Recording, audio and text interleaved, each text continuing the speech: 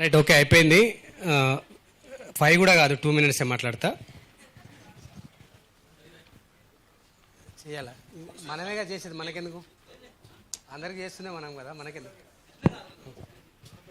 Right, okay. మనకు slot, వేరే వాళ్ళ స్లాట్ ఉంది, మనం క్లోజ్ చేయాలి కాబట్టి 2 minutes. అందులో మాటలు ఎన్నైనా మీరు, నాకు తెలుసు స్టూడెంట్స్ కాబట్టి అందరికి మైక్ ఇస్తే గంటలు మాట్లాడతారు, కానీ మాట్లాడడం వేరు, మాట్లాడే వాళ్ళు గొప్ప ఎప్పుడు కాదు, వినేవాళ్ళు చాలా గొప్ప. వినడం వస్తే వస్తుంది. నేను 2 things. 1 is, ఇందాక చాలామంది పెద్దల వేదిక మీద మాట్లాడారు, ఆనెస్ట్గా పనిచేస్తే 2 జరుగుతాయి.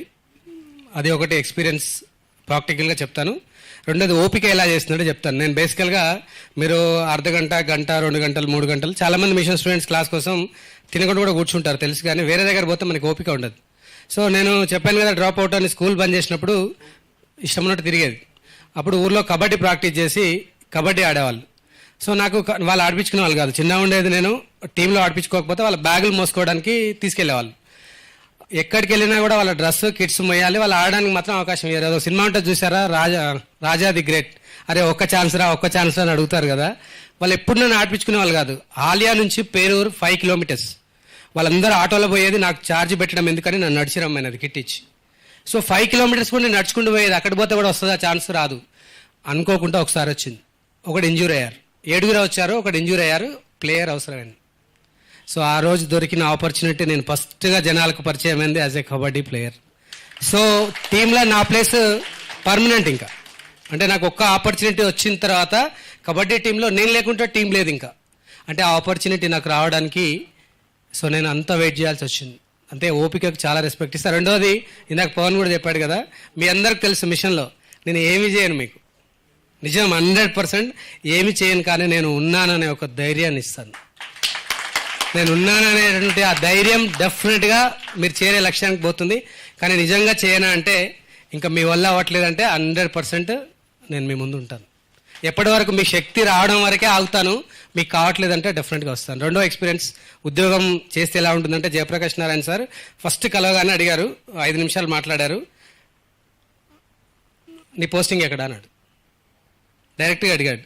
అంటే ఎందుకు సార్ అంటే, నువ్వు ఎక్కడో లూఫ్ లైన్లో ఉంటావు, ఎక్కడ ఉన్నావు అన్నారు. అంటే డిస్టిలర్లో ఉన్నాను సార్ అన్నాను. ఎస్, ఆల్రెడీ ఆయన కలెక్టర్గా పనిచేశారు, సీనియర్ ఐఏఎస్ కదా, ఎక్స్పెక్ట్ చేశారు. దాని రిజల్ట్ కరెక్ట్గా పనిచేయడమే. రెండో రిజల్ట్ కరెక్ట్గా పనిచేస్తే ఎలా ఉంటుందంటే, వైజాగ్లో చెప్పాము కదా, జైల్ డిపార్ట్మెంట్ మాకు ఒక 100 meters గేట్ ఉంటుంది, ఫస్ట్ గేట్ అని ఉంటుంది, ఎంట్రన్స్ గేట్, ఓఎంజీ అనే వాళ్ళు, అవుటర్ మెయిన్ గేట్ అని. నాకు అక్కడ డ్యూటీ వేశారు. సో డ్యూటీ అక్కడ నాకు ఇన్స్ట్రక్షన్స్ ఏంటంటే, any private vehicles are not allowed, లోపలికి ప్రైవేట్ వెహికల్స్ రావద్దు, గవర్నమెంట్ వెహికల్ వస్తే అలో చేయాలి. సో అక్కడికి ఒక పెద్ద బెంజ్ కార్ వచ్చి ఆగింది. సో నా ఇన్స్ట్రక్షన్ ఏంటి, అది బెంజ్ అయితేంది, ఓల్వో అయితేంది, రావద్దు. కాబట్టి నేను వెహికల్ నాట్ అలౌడ్, మీరు నడిచిపోండి అని చెప్పాను. అందులో నుంచి ఒక 70 సంవత్సరాల వయసున్న, పేరు చెప్పలేను, 70 సంవత్సరాల వయసున్న వ్యక్తి దిగాడు. ఇంకా ఆయన పిఏ సీరియస్ అవుతున్నాడు, ఆయన ఎవరు తెలుసా, నువ్వు ఏం మాట్లాడుతున్నావు అని ఆయన ఫోన్ కలిపిండి. మా సూపరింటెండెంట్, మా ఎస్పీ గారు బంగ్లా దిగి పరిగెత్తుకొస్తున్నాడు, ఆయన వెనకాల జైలర్లు మొత్తం పరిగెత్తుకొస్తున్నారు, స్టాఫ్ అంతా. ఒక 50 మీటర్ల నుంచి నన్ను తిడుతున్నాడు, తమాకుందా నీకు, బుద్ధి ఉందా నీకు, ఆయన ఎవరు అనుకుంటున్నావు, ఎవరైతే నాకేంటి సార్, గవర్నమెంట్ వెహికల్ కాదు ఆపినాను. ఆ పెద్ద మనిషి వచ్చి, అంటే మనకు సాధారణంగా ఈగో వచ్చేస్తుంది, అంటే ఒక చిన్న పోస్ట్ ఉంటే, డబ్బులు ఉంటే, అధికారం ఉంటే నేను పెద్ద తోపు అనుకుంటాం. ఆయన సింపుల్గా, ఆగండి సాయినాథ్ రెడ్డి గారు, ఆయన డ్యూటీ ఆయన చేశాడు, ఆయన ఎందుకు అంటున్నారు, ఓకే నేను నడిచే వస్తానంటే, ఎస్పీ గారు తెచ్చుకోమని ఆయన వెహికల్ తెచ్చుకోలేదు. నాకు ఎంత ఉంటే ఏంటండి, నాది గవర్నమెంట్ వెహికల్ కాదు, ఇక్కడ గవర్నమెంట్కి ఇస్ టాప్ ప్రయారిటీ అని నడుచుకుంటూ పోయాడు 77 ఏళ్ల వయసులో. అంతా అయిపోయింది, రివర్స్ మళ్ళీ వచ్చాడు. వచ్చిన తర్వాత ఒక విజిటింగ్ కార్డు, ఇది నీ దగ్గర ఉంచు అన్నాడు. అంటే నేను నాకు ఇష్టపడలేదు, నాకు వద్దు సార్ అన్న. నేను ఏమనట్లేదు, మంచిగా ఇస్తున్నా, జీవితంలో ఎప్పుడో ఒకసారి నీకు అవసరం పడవచ్చు, ఈ విజిటింగ్ కార్డు ఉంచు అని ఇచ్చాడు. నేను జోలో పెట్టుకున్నాను, పట్టించుకోలే, లైట్గా తీసుకున్నాను, నేను నాకేం అవసరం అని. అలా ఇయర్స్ గడిచిపోయాయి. 2005లో నేను నల్గొండకు ట్రాన్స్ఫర్ అయ్యి వచ్చాను. వచ్చిన తర్వాత మేడం వల్ల పెద్దనే, సో బీఎస్ఎఫ్లో పనిచేస్తారు. సో ఒక సమ్ ఆపరేషన్లో ఒక 3-4 నుంచి పడిపోయి హెడ్ ఇంజరీ అయింది. అక్కడ గ్వాలియర్లో హాస్పిటల్లో అడ్మిట్ చేశారు. నేను మా చిన్న బావమరిది ఇద్దరం వెళ్ళాం. ఫోన్ వచ్చింది మిలిటరీ నుంచి. అక్కడికి వెళ్ళేసరికి జస్ట్ ఆయనకి ఏం లేదు, ఇక్కడ హోల్ చేశారు, ఇక్కడ నుంచి ఆక్సిజన్ పంపిస్తున్నారు, అసలు ఆయనకి ఏం స్పృహ లేదు, వాళ్ళు గ్యారంటీ కూడా చెప్పట్లేదు. ఆయన చూడగానే ఈయన పడిపోయాడు. వాళ్ళ అన్నయ్యని చూడగానే ఇద్దరం పోయినాం. అప్పటికి పెద్దగా ఏమి ఇలా హిందీ రాదు, ఇంగ్లీష్ రాదు. పోయింది గ్వాలియర్కి. ఇతను పడిపోయారు, ఇతను ఇంకొక బెడ్ మీద పడుకోబెట్టారు. సో అప్పుడు నేను చేసిన పని ఏంటంటే, అక్కడ Narendra Tomar is now central minister I think. Narendra Tomar అక్కడ స్టేట్ మినిస్టర్ ఉన్నాడు. పక్కన ఆయన ఆఫీస్ కనిపిస్తుంది, క్యాంప్ ఆఫీస్. డైరెక్ట్ క్యాంప్ ఆఫీస్కి పోయాను నేను. క్యాంప్ వచ్చిరానింది, మాట్లాడాను. సో ఇమీడియట్గా ఆయన సపోర్ట్ చేశారు అక్కడ. ఆ తర్వాత అక్కడి నుంచి నిమ్స్కి తీసుకొచ్చాము. ఓన్ రిస్క్ మీద తీసుకొచ్చాము నిమ్స్. అంటే అక్కడి నుంచి అట్లే ఉన్నాడు, ఆయన ట్రీట్మెంట్ లేదు. ఇక్కడికి వచ్చిన తర్వాత నిమ్స్లో జాయిన్ చేసుకోవట్లేదు. ఇంకా మాకు ఎంత ప్రయత్నం అప్పుడు నేను చేస్తుంది చాలా చిన్న జాబు, ఎవరిని ఇన్ఫ్లుయెన్స్ చేయలేము, ఎవరు తెలీదు. ట్రీట్మెంట్ అందకపోతే చనిపోయే అవకాశం ఉంటుంది. సో అట్లా ఆలోచిస్తూ అందరం కూర్చున్నాం. మేడం, మా అత్తమ్మ గారు, నేను, మా చిన్న బావ మరిది అందరం ఆ నిమ్స్ ఆ కారిడార్లో కూర్చొని ఎట్లా ఏం చేయాలని ఆలోచిస్తుంటే థాట్ వచ్చింది. పర్సులో నుంచి కార్డ్ తీసాను, ఇచ్చాడు కదా ఏమన్నా పనికొస్తాడేమో అని పబ్లిక్ బూత్కి పోయి, సెల్ ఫోన్ లేదు, పబ్లిక్ బూత్కి పోయి ల్యాండ్లైన్ నెంబరే ఫోన్ చేసి సార్ నేను ఏడుకొండలు మాట్లాడుతున్నాను అంటే, నల్గొండ నుంచి అన్నాడు. అంటే నా డిస్ట్రిక్ట్ గుర్తుపెట్టుకున్నాడు ఆయన. అవును సార్ నేను మీకు గుర్తున్నాను అంటే, నిన్ను మర్చిపోను అంటే ఇన్నేళ్ళకి చేసావు అంటే 6 years తర్వాత చేసావు అంటే ఏదో పని పడింది నీకు, చాలా పెద్ద పని, ఏంటి అంటే ఇలా అని చెప్పాను. సార్ జస్ట్ ఒక 1/2 hour వెయిట్ అన్నాడు. ఎగ్జాక్ట్లీ 30 minutesలో 6 క్యాబినెట్ మినిస్టర్ వచ్చారండి. అసలు కోకా ప్రసాద్ సంథింగ్ ఎవరో ఉన్నారు, ఎండి నిమ్స్, సిహెచ్ శ్రీనివాస్ ఎవరైనా ఆయన వెతుక్కుంటూ వచ్చాడు. Who is CH Srinivas? So immediate తీసుకెళ్లారు, హెడ్ మొత్తం ఓపెన్ అయింది. వాళ్ళు చెప్పారు 1% ఛాన్స్ ఉంది బతకడానికి అని చెప్పారు. ఆ 1%లో బతికారు. ఇప్పుడు ప్రజెంట్ కలకత్తాలో ఉన్నారు వాళ్ళు. సో ఆ తర్వాత అంత ఇన్ఫ్లుయెన్స్ పర్సన్ నేను ఆపింది అనుకున్నా, కానీ ఆయన వ్యక్తిత్వం గ్రేట్ అనుకున్నా. తర్వాత ఆల్రెడీ ఎస్ఐ అయినా, సిఏ అయినా. 2014లో ఒక పేపర్లో పెద్ద యాడ్ వచ్చింది. ఆయన చనిపోయి సంస్మరణ సభ యాడ్ వేశారు, ఈనాడు మెయిన్ పేపర్లో వేశారు. అరే ఇంత చేశాడు కదా మనిషి అని నేను విజయనగరం బయలుదేరి వెళ్ళిపోయా. సో అప్పుడు చెప్పాడు ఆయన ఎవరో తెలుసా, విశాఖ ఎక్స్ప్రెస్ ఆయన ల్యాండ్లో 2 hours జర్నీ చేస్తుందని చెప్పాడు ఆయన పిఏ. అంటే అంత పెద్ద బిగ్ పర్సనాలిటీ. ఆయన ఈజ్ నాట్ పొలిటీషియన్, పెద్ద ల్యాండ్ లార్డ్, జమీందారు వంశానికి, విజయనగరం వంశానికి చెందిన పర్సన్. సో నేను వెళ్ళిపోయినా. ఆ రోజు కార్యక్రమం అందరు అయిపోయింది, నేను రీచ్ అయ్యే వరకు వెళ్ళిపోతున్నారు. కొంతమంది పలసగా జనాలు ఉన్నారు. నేను దగ్గర పోయి కొన్ని పూలు తీసుకుపోయి అక్కడ వేసి దండం పెట్టి ఒక అతను వచ్చి మాట్లాడగానే, మన భాష వేరు ఉంది కదా, మీది తెలంగాణ అంటే, అవును అంటే ఏం పేరు అని చెప్పారు. పేరంటే ఏడుకొండలు అన్న. ఓహో నువ్వేనా అని ఆయన తీసుకుపోయి ఇంకా వాళ్ళ ఇంట్లో అందరు మాట్లాడుతున్నారు నా గురించి. వాళ్ళ పెద్ద అబ్బాయి, చిన్న అబ్బాయి, వాళ్ళ అమ్మలు, మనవాళ్ళు. ఓ సార్ మీరు గ్రేట్ అందరూ అంటారు. నాకేం అర్థం అవ్వట్లేదు, నాకు మిషన్ స్టార్ట్ కాలేదు. వీళ్ళు ఎందుకు అంటున్నారు అంటే, వాళ్ళ ఇంట్లో ఆయన నా పేరు కొన్ని 100 సార్లు కలవరిచ్చినట్ట. అంటే పెద్ద పెద్ద మినిస్టర్లు, ఎస్పీలు, కలెక్టర్లు, రూల్ లేదు, గీ లేదు, నువ్వు ఏమన్నా చేయి, ఆయన వస్తే ద్వారాలు తెరిచిన వారు ఉన్నారు. కానీ ఒక చిన్న పోస్ట్లో ఉండి నేను ఆపాను చూసారా, అది నచ్చిందట ఆయన. అంటే ఎంత కమిట్మెంట్, ఎంత డేర్. కరేజ్ అంటే ఒకరిని కొట్టడం కాదు, ఒకరిని తిట్టడం కాదు, ఒకరిని అవమానించడం కాదు, ఒకరికి చేయుతనివ్వడం కరేజ్. పడిపోతున్నామని పట్టి లేపడం కరేజ్. మైక్ తీసుకుంటే ఎవరినైనా విమర్శించవచ్చు, ఎవరినైనా తిట్టవచ్చు, అది ఎవరైనా చేయొచ్చు, నోరు ఉండి మాటలు వచ్చిన మనిషి. కానీ ఆపదలో ఉండి, కష్టంలో ఉండి, నిస్పృహలో ఉండి, నాకు లైఫ్ లేదు, ఇంకా నేను ఈ జీవితం వద్దు అనుకుంటున్న దశలో వాళ్ళకి మనం ఉన్నామని చెప్పడం ధైర్యం. సో అట్లాంటి ధైర్యం ఆయన ఆయన చెప్పాడు, ఎగ్జాక్ట్ ఈ వర్డ్ చెప్పాడు. సో నువ్వు ఏదో చిన్నగా అనుకుంటున్నావు, నువ్వు ఆగకు, యూఆర్ అమేజింగ్ పర్సనాలిటీ, నువ్వు ఒక చరిత్ర సృష్టిస్తావు, గో హెడ్ అని చెప్పాడు. వాళ్ళ పెద్ద అబ్బాయి ఆ మాట చెప్పాడు. ఎందుకంటే ఎవరి పేరు చెప్పాడంటే వాళ్ళ నాన్న. సో కాబట్టి మనం ఒకదాంతో ఏది సాధించలేం. మనం వెళ్ళే జర్నీలో ఎన్నో కలుస్తుంటాయి. వీటన్నిటికీ మూల కారణం ఎన్ని చెప్పినా, ఒకవేళ నిజంగా దేవుడు ఉన్నాడా లేడా నేను నమ్మను, కానీ మనిషే దేవుడు అనుకుంటాను నేను.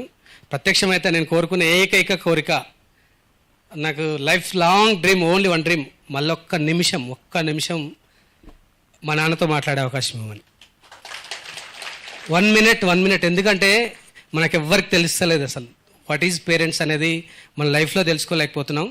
కానీ ఒక్కసారి మన పేరెంట్స్ అది మోటివేషన్ ఎవడో వచ్చి ఏమో చెప్పి, ఏమో చదివి, 4 English words, 4 Hindi words, 4 Telugu పదాలు పట్టుకొని మనల్ని కూర్చోబెట్టి చెప్తే మోటివేషన్ కాదు. ఒక్కసారి టువర్డ్స్ అవర్ పేరెంట్స్, వాళ్ళ కష్టం, వాళ్ళ బాధ, వాళ్ళ పెయిన్, మన పట్ల వాళ్ళకున్న ప్రేమ. 1 గంట ఫోన్ కలవకపోతే, ఒక 5 నిమిషాలు ఫోన్ ఎత్తకపోతే ఎంత టెన్షన్ అవుతుంటుంది అంటే, సో దాన్ని మనం మెజర్ చేయలేం. అది ఏ రోజు మీరు తెలుసుకుంటారో మీకు వేరే మోటివేషన్ అవసరం లేదు. పేరెంట్స్ని మించిన దైవం లేరు. నేను మిషన్ భవిష్యత్తులో ఒక ఉద్యమానికి నాంది పలకబోతుంది. తల్లిదండ్రులే దైవం. మనం గుళ్ళు గోపురాలు మసీదులు చర్చిలు కాదు, తల్లిదండ్రులకే గుళ్ళు కట్టాలి, తల్లిదండ్రులకే మనం మొక్కాలే. ఆ దిశగా తీసుకెళ్దాం. ఇందులో చూసారా ఎంత సింపుల్గా చేశారు. మన మిషన్ ప్రోగ్రామ్ ఎలా ఉంటుందంటే ఒక 20 మెంబర్స్ కష్టపడి ఉంటారు. పెద్దగా ఎవరు అందరూ వచ్చి కూర్చున్నారు, మీ అందరికి తెలుసు. మీరందరూ పెద్దగా కష్టపడింది కూడా ఏం లేదు. కొంతమంది వాళ్ళ పేరెంట్స్ని తీసుకొచ్చారు. నిజంగా మీ అందరికీ ఆ పేరెంట్స్ తల్లిదండ్రులందరికీ పాదాభివందనం అమ్మ. మీ పిల్లల్ని నమ్మండి, అద్భుతాలు చేస్తారు మీ పిల్లల్ని. ఎందుకంటే మా అమ్మ నాన్న నన్ను నమ్మారు. నేను చదవానంటే నమ్మారు, నేను తిరుగుతా అంటే నమ్మారు, నాకు ఇష్టం ఏదంటే నమ్మారు. నేను ఎవరిని పట్టించుకోలేదు. నేను మళ్ళీ చెప్తున్నాను, నేను పెద్దగా మాట్లాడేది కూడా తక్కువ. మా తమ్ముడితో అయినా, మా అక్కలతో అయినా, మా కోడళ్ళతో అయినా, మా అల్లులతో అయినా నేను పెద్దగా ఏం మాట్లాడను, ఏం చెప్పను, ఏం చేయను. కానీ సో వాళ్ళకు కూడా అర్థం కాకపోవచ్చు. డెఫినెట్గా ఏం సంబంధం లేని మీ మీద ఇంత ప్రేమ చూపిస్తున్నానంటే సో రక్త సంబంధికులు వాళ్ళ మీద ఎంత ప్రేమ ఉంటుంది. సో అది చెప్పలేం, మనం దేంట్లో కూడా మెజర్ చేయలేము. కానీ నా ఉద్దేశం ఒకటి ఏముంటుందంటే వాళ్ళకి వాళ్ళు తెలుసుకోవాలనే ఉంటుంది. వాళ్ళకి వాళ్ళు ఎదగాలి, తెలుసుకోవాలి. మీరు ఎవ్వరూ ఇలా చూస్తూ ఉండండి. మనం అనుకోలేదు హైదరాబాద్లో ఇంత పెద్ద సభ జరుపుకుంటామని. ఎక్కడి నుంచి ఎక్కడికో వచ్చాం. ఇది దాటి వెళ్తుంది. ఎక్కడి వరకు వెళ్తుంది? ఇందాక అమ్మాయి వచ్చింది, మొత్తం ఎంత పర్ఫెక్ట్ ఇంగ్లీష్ మాట్లాడుతుంది. ఛాయ సీజ్ అ మిషన్ ఫాలోవర్, మామూలు ఫాలోవర్ కాదు, భాషతో సంబంధం లేదు. ఇప్పుడు ఊటీ చెప్పాడు, ఊటీలో ఒక ఫుట్బాల్ టీం ఆడుతుంది. తమిళ్స్ మిషన్ ఫుట్బాల్ టీం ఆడుతున్నారు తమిళనాడు మొత్తం. అంటే ఎక్కడికి వెళ్ళినా అంటే మనకు ఒక ప్రాబ్లం ఉంటుంది. నేను చాలా పర్ఫెక్ట్గా ఇంగ్లీష్ మాట్లాడతా, కానీ నాకు రాదని భయం. ఎక్కడ మాట్లాడతా? ఇంకా గత్యంతరం లేదు అన్న దగ్గర మాట్లాడతా. నేను మహారాష్ట్ర పోయినా, కర్ణాటక పోయినా, కేరళ పోయినా, ఎక్కడ పోయినా మిషన్. ఎందుకంటే చాలా వండర్ఫుల్గా మాట్లాడతా, కానీ లోపల ఉన్న భయం ఏంటి? తెలుగు మీడియం చదువు, సగం చదువు, 8th class drop out, open degree. ఇది నువ్వు ఎన్ని చెప్పినా కూడా ఎందుకు మనం ఇలా ఉన్నామంటే కొన్ని తరాల నుంచి మన లోపల వస్తున్న జెనెటికల్ ప్రాబ్లం ఇది. సాధారణంగా ఒక పని చేస్తుంటే వెనకకు లాగానే భయం వేస్తుంది. ఓ అది చేస్తారు, ఇది చేస్తారని. నన్ను ఒకరు భయపెట్టారు, ఏమనంటే నువ్వు ఇలా చేస్తున్నావు, నీ ఉద్యోగం పీకేస్తారు అని. అరే ఉద్యోగం లేనివాడు అంతా ధైర్యంగా బతుకుతుంటే, ఆల్రెడీ ఉద్యోగం చేసి ఇంతమందికైనా ఉద్యోగం లేకుండా నేను బ్రతకలేనా? డెఫినెట్గా ఆల్రెడీ మేము ఒక ప్లానింగ్లో ఉన్నాము. ఒక 600 ఎకరాలు మేము డెఫినెట్గా నెక్స్ట్ ఖరీఫ్ సీజన్ నుంచి లీజుకి తీసుకోబోతున్నాం. ఎవరైతే ఉద్యోగాలు రావో వాళ్ళందరితో కలిసి ఒక అద్భుతమైన, ఇందాక నా ఫ్రెండ్ మిత్రుడు, చాలా తక్కువ మంది నాకు దోస్తులు, అందులో జలంధర్ ఒకడు, ఇందాక చెప్పాడు కల్తీ ఎక్కడ చూసినా అని. తెలుగు రాష్ట్రాల ప్రజలకు కల్తీ లేనటువంటి ఆహార ధాన్యాలని డెఫినెట్గా మిషన్ సప్లై చేయబోతుంది త్వరలో. కాబట్టి ఎవరూ ఆధైర్యపడాల్సిన అవసరం లేదు. వన్ అండ్ ఆల్ చాలా శక్తి ఉంది. ఆ శక్తిని బయటకు తీద్దాం. మనకి ఒక టర్మ్ వస్తుంది తప్పకుండా. ఆ టర్మ్ ఇప్పుడు అంత కూర్చున్నాడు సికింద్ర రెడ్డి గారు, అన్ని సంవత్సరాలు తెలుసు. నేను అడగలేనా పోస్టింగ్? నాకు పోస్టింగ్ కావాలి అని నేను అడగలేనా? నాకు చాలా చనువు ఉంది ఆయన దగ్గర. నేను 15 years నుంచి చాలా ఇంటికి పోతా, మేము తినంది బయటికి రానియడు ఆయన. కానీ ఎక్కడ నాగర్ కర్నూలు వేస్తే నాగర్ కర్నూలు ఎందుకు పోతున్నా నేను అంటే, పోదాం, ఎక్కడికి పోయినా ఇంకా కొత్తది నేర్చుకుంటాం, కొత్తదనం వస్తుంది. సో డెఫినెట్గా వైఫల్యాలకు భయపడకండి. కిక్ ఉండదు. నేను మళ్ళీ చెప్తున్నా, మీరు అందరు కోరుకుంటున్నారు కంఫర్ట్. 2 అవుతుంది, ఇంటికి పోవాలి, తినాలి, మా ఇంట్లోనే ఉండాలి, మా పేరెంట్స్ తోటే ఉండాలి, చిన్న చెమట రావద్దు, కష్టం రావద్దు. సో ఎక్కడ మన టైం ఇవ్వద్దు, ఎక్కడ మన మనీ ఖర్చు అవ్వద్దు. ఇవి వదిలేయండి. కష్టాలని ఎంత ప్రేమిస్తే, వాటిని ఎంత ఇష్టపడితే జీవితం అంత గొప్పగా ఉంటుంది. నేను మళ్ళీ చెప్తున్నా, ఈ డయాస్ మీద కాదు, ఒక 5 years తర్వాత చూడండి, 10 years తర్వాత చూడండి. ఎందుకంటే నేను కాళ్ళకి బల్పం కట్టుకొని తిరుగుతారంటారు చూసారా. నేను స్కూల్స్ వదల, కాలేజీ వదల, హాస్టల్స్ వదల, యూనివర్సిటీ వదల. ఈ రీసెంట్గా ఇంకో ట్రెండ్ స్టార్ట్ అయింది, ఇంజనీరింగ్ కాలేజ్ కూడా వదలట్లేదు. సో మన 3000 స్టూడెంట్స్ ఒక్క మీటింగ్ 3000 స్టూడెంట్స్. సో ఎందుకు ఇక్కడ ఒకటే, మీ అందరికి తెలియని అంశాలు ఎవరు చెప్పరు ఇక్కడ నుంచి. ఈ డయాస్ మీదకి వచ్చి ఎంత గొప్ప వ్యక్తి అయినా మీకు తెలియని విషయం ఏం చెప్పరు. విషయాలు చెప్పడం కాదు, నిజంగా ఇక్కడి నుంచి చెప్తున్నావా, ఇక్కడి నుంచి కోరుకుంటున్నావా. సో నేను అదే కోరుకుంటున్నాను మీ అందరి నుంచి. నాకు మస్తు తిట్లు పడతాయి, మేడం చెప్తుంది కానీ గ్రేట్ మేడం, డెఫినెట్గా 100% గ్రేట్. కానీ మీ అందరి తరపున ఉన్నప్పుడు మేడం నుంచి, ఇంట్లో నుంచి, కుటుంబ సభ్యుల నుంచి నేను నాకు ఖచ్చితంగా ఉంటాయి. కానీ వాటి నుంచి అలా ఇష్టంగా స్వీకరిస్తా. ఎందుకు ఇష్టంగా స్వీకరిస్తా? అరే 4 మాటలే కదా, ఈ మాటల వల్ల ఇంతమందికి ఉపయోగం జరుగుతుంది కదా, ఇంతమంది పిల్లలు ధైర్యంగా ఉంటున్నారు కదా, ఇంతమంది పేరెంట్స్ సంతోషపడుతున్నారు కదా, ఇంతమంది కుటుంబాల వెలుగులు వస్తున్నాయి కదా. కాబట్టి ఇవన్నీ మంచిగా ఇవి అనిపిస్తుంది. ఇంకొకటి ఏంటంటే, నా పేషెన్స్, ఓపికకు కారణం ఎవరు అంటే మేడమే, 100%. ఎందుకంటే ఎన్ని అన్నా నేను చెల్లించాను. ఎన్ని అన్నా అంటే ఉంటుంది, సాధారణంగా ఎవరికైనా ఏముంటుంది, వాళ్ళ బిడ్డల మీద ఉంటుంది. అన్నీ చెప్తున్నావు, సమాజాన్ని ఉద్ధరిస్తున్నావు, ఏమేమో అంటున్నావు, మరి 2 పిల్లలు ఉన్నారు, వీళ్ళకేంది, స్టిల్ నో హోన్ హౌస్.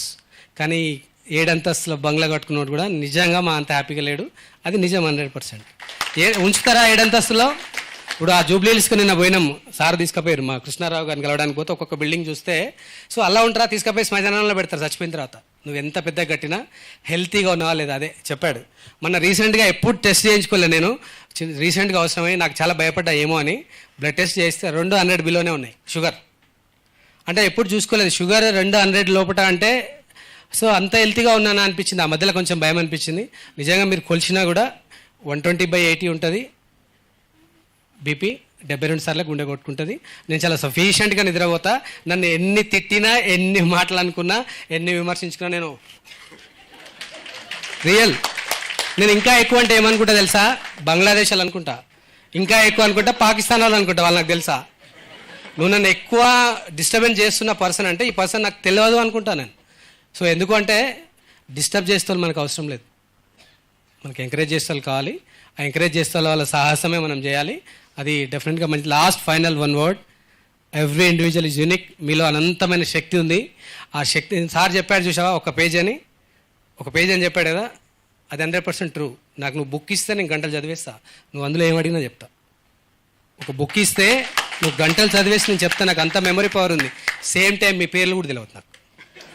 ఇప్పుడు ఇంతమంది కూర్చున్నారు, అందరు నా స్టూడెంట్స్ అని తెలుసు, 10 మంది పేర్లు కూడా నాకు తెలియదు. అంటే నాకు అంత తక్కువ మెమరీ ఉంది.